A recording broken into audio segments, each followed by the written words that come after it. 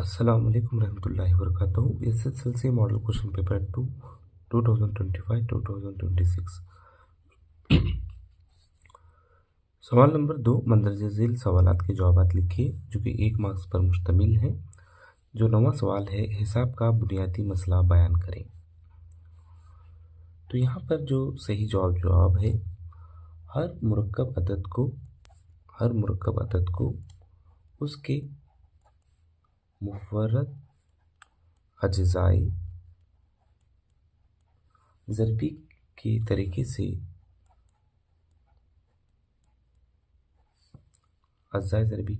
से लिखा जाता है।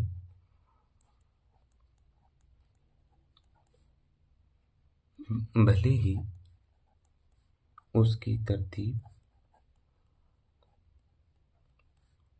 मुख्तलिफ हो। तो यहाँ पर हिसाब का बुनियादी मसला बयान करें करके है, तो आप हर मुरक्कब अदद को उसके मुफर्रद अज़ाए ज़रबी के तरीके से लिखा जाता है, भले ही उसकी तरतीब मुख्तलिफ हो। इतना भी अगर आप लिखेंगे तो इंशाल्लाह आपको 1 मार्क्स मिल जाएगा। तो चलिए यहाँ पर हम दूसरा सवाल डिस्कस करेंगे। 2 तरजीह मसावात X square plus B X plus C equal 0 के जज़रों की नोयत लिखें अगर उसके ममीज़ की कीमत 0 हो। उसका सही जो जवाब है, जज़र मसावी अगर हो B square minus 4ac equal 0। जब जज़र मसावी हो तो उसके जो ममीज़ होते हैं जज़र हकीकी और मसावी। इसके अलावा हम यहाँ पर और भी जज़रों की ममीज़ के ताल्लुक से अगर पूछा जाए तो इस तरह से हम लिखेंगे B square minus 4ac greater than 0। अगर इस तरह से हो जज़र हकीकी और मुख्तलिफ।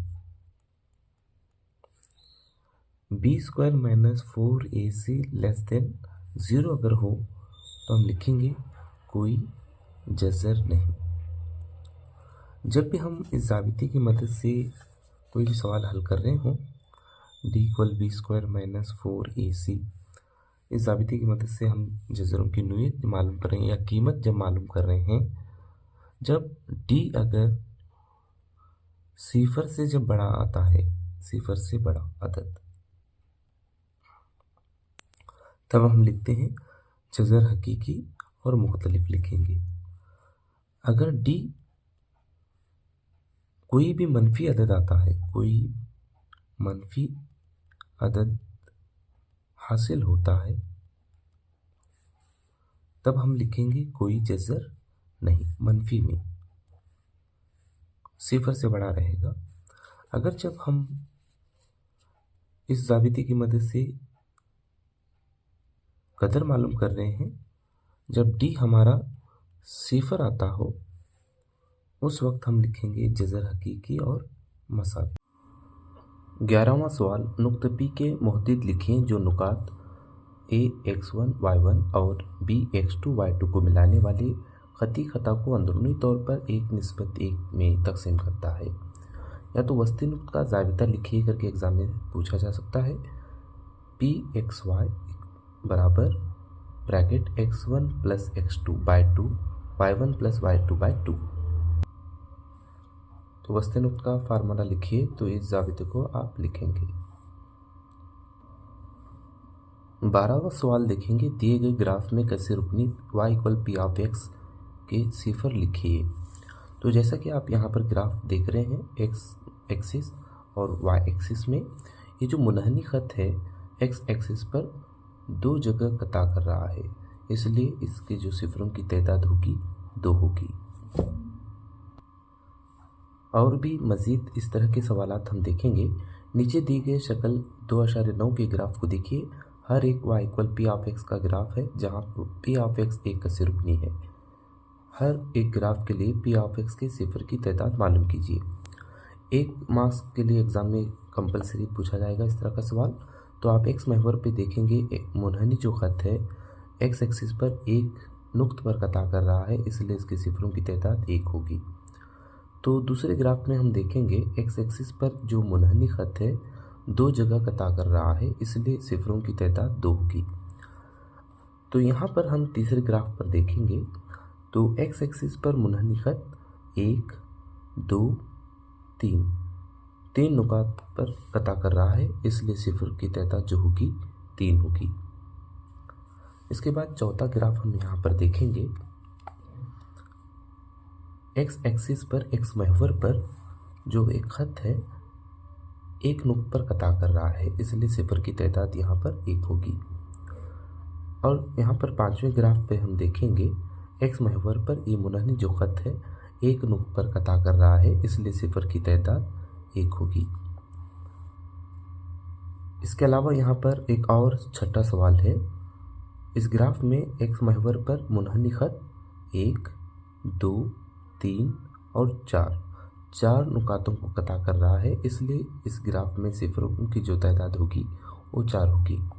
इसी में से एक एग्ज़ाम में, एनुअल एग्ज़ाम में एक सवाल पूछा जा सकता है, या इसके अलावा और भी यहाँ पर 6 सवालात हम देखेंगे।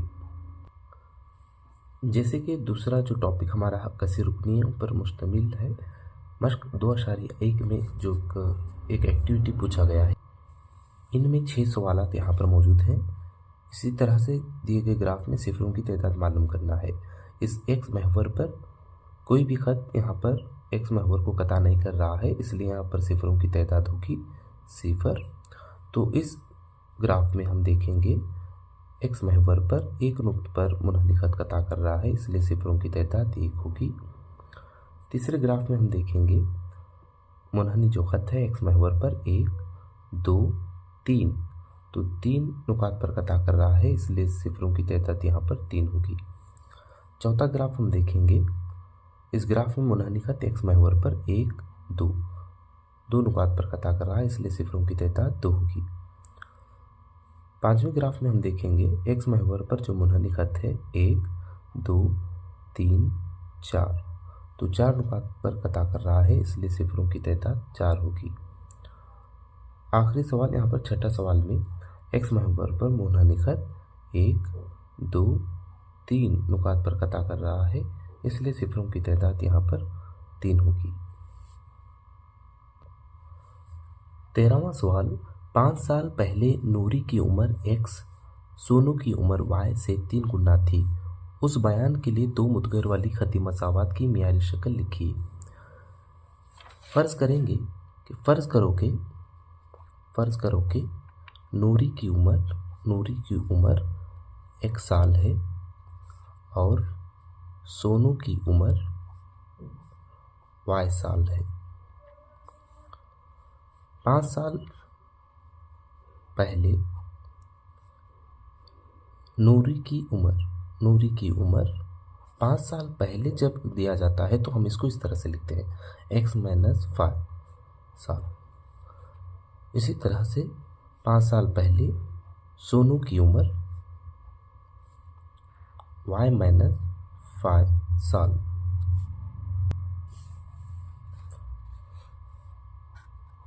सवाल के मुताबिक नूरी की उम्र सोनू की उम्र से 3 गुना थी। कब? 5 साल पहले। तो इसको हम लिखेंगे x - 5 इक्वल 3 × y - 5। तो x - 5 एज इट इज़ हम लिखेंगे। 3 को y से ज़रब करेंगे, 3y जमा नफ़ी नफ़ी 3 × 5 = 15। x नफ़ी 5 RHS में जो 3y है इक्वल किधर लेंगे तो माइनस होगा, -3y -15 है प्लस होगा, +15 = 0। x - 3y यहाँ पर नफ़ी 5 है और जमा 15 है। नफ़ी जमा रहा तो नफ़ी करेंगे, 15 में से 5 की तफरीक करेंगे, जमा 10 बराबर 0। तो हमें ये यहाँ पर 2 मुद्गर वाली खती मसावात में इसको लिखना था। तो सही जवाब है x नफ़ी 3y जमा 10 बराबर 0। 14वां सवाल, हिसाबी तसाउद जिसका पहला रुकन a और आखिरी रुकन l हो, AP के पहले n अरकान का हासिल जमा मालूम करने का ज़ाबिता लिखिए। AP में पहला रुकन और ए और आखिरी रुकन एल के दिए जाने पर हम इस ज़ाबिते को लिखते हैं S N equal n/2 bracket A plus L, या यहाँ पर एल की जगह हम ए एन भी लिख सकते हैं, ए plus A N means last रुकन, आखिरी रुकन। एनवां रुकन मालूम करने का ज़ाबिता एपी में यानी हिसाबी तसाउद में एनवां रुकन मालूम करने का जो ज़ाबिता है A N equal A plus n-1 into D. इसी तरह से एपी में मजमुआ मालूम करने का जो ज़ाबिता है एस एन बराबर n/2 bracket 2a plus n-1 into D. तो एक जो ज़ाबिता है एपी में मजमुआ मालूम करने का ज़ाबिता और एनवां रुकन मालूम करने का ज़ाबिता और पहला रुकन और आखिरी रुकन के दिए जाने पर ये ज़ाबिता हम मालूम करते हैं। 15वां सवाल है एकसा तादाद में अजला रखने वाले दो कसीरुल अजला की मुशाहबत के लिए शराइत लिखिए। मुशाबहत के लिए दो कसीरुल अजला की मुशाहबत के लिए ये शर्तें लागू होती हैं, जैसे कि हम एक पहला नंबर पर देखते हैं, नज़ीरी ज़ाविये बराबर हो, नज़ीरी ज़ाविये बराबर और नज़ीरी अजला की निस्बत बराबर हो। तो मुशाबहत के लिए ये दो शराइत ज़रूरी है। चलिए इसके बाद हम आखिरी सवाल देखते हैं। एक अस्तवाना के कायदे का रकबा 38.5 सेंटीमीटर स्क्वायर है और उसकी ऊंचाई 10 सम है, उसका हजम मालूम करें। एक अस्तवाना या सिलेंडर, जैसे कि यहाँ पर हम शक्ल के ज़रिए देखेंगे, एक अस्तवाने के कायदे का रकबा, ये है कायदा जो है दायरी नुमा रहेगा, यानी दायरे का जो रकबा है, दायरे का रकबा πr² है, जबकि दिया गया है 38.5 सेंटीमीटर स्क्वायर है। सिलेंडर की ऊंचाई दी गई है 10 सम। सिलेंडर का हजम, अस्तवाना का हजम मालूम करने का जो ज़ाबिता है πr² है। कायदे का रकबा से मुराद यहाँ दायरे का रकबा πr² है, तो πr² दिया गया है, यानी दायरे का रकबा 38.5 ज़रब h, ऊंचाई दी गई है 10 सम।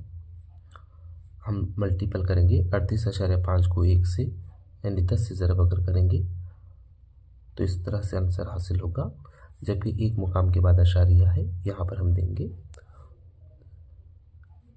सेंटीमीटर क्यूब हम लिखेंगे, यानी 385 सेंटीमीटर क्यूब।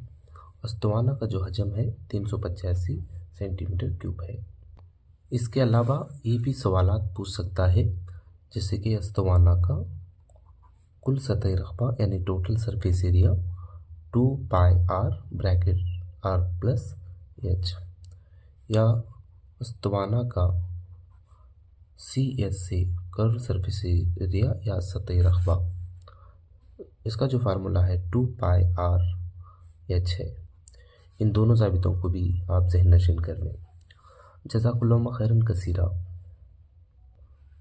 अगला हमारा वीडियो रहेगा मॉडल क्वेश्चन पेपर 3 में 1 मार्क्स के सवालात के जवाब डिस्कस हम करेंगे। इस वीडियो चैनल को आप ज़रूर शेयर करें, लाइक करें और अपने हम जमा साथियों को ज़रूर शेयर करें।